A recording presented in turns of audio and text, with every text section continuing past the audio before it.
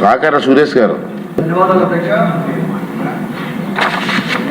గౌరవ ఇరిగేషన్ గారికి వారు 246 కోట్లు తెలుపుకుంటా ఉన్నాను. దాని కింద జీకేఎన్ కెనాలు సొంపసల ప్రాజెక్ట్ నుంచి కందుకూరు రాలపాడు రిజర్వాయర్ దాకా 100 కిలోమీటర్స్లో జీకేఎన్ కెనాల్ ఉంది.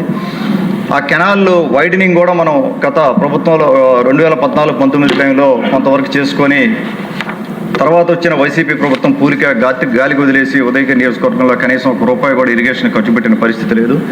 మనం మళ్ళా కూడా ఆ కెనాలు ఎక్స్పాండ్ చేసుకొని 772 క్యూసెక్కుల నుంచి 1400 క్యూసెక్కులకి మనం దాని కెపాసిటీ పెంచుకొని ఆ కెనాల్ని ముందుకు తీసుకెళ్తా ఉన్నాం.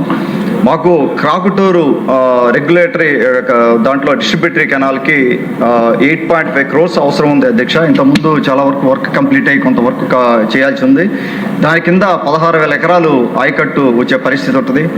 వారికి గౌరవ ఇరిగేషన్ మినిస్టర్ గారికి అన్న రిక్వెస్ట్ అది ఈ బడ్జెట్లో దాన్ని అలొకేట్ చేసి 8.5 crores స్పెండ్ చేస్తే మాకు కనీసం ఇప్పుడు ఆ జీకేఎన్ కెనాల్ కింద కేవలం 7,000 ఎకరాలే ఆయకట్టు ఉంది.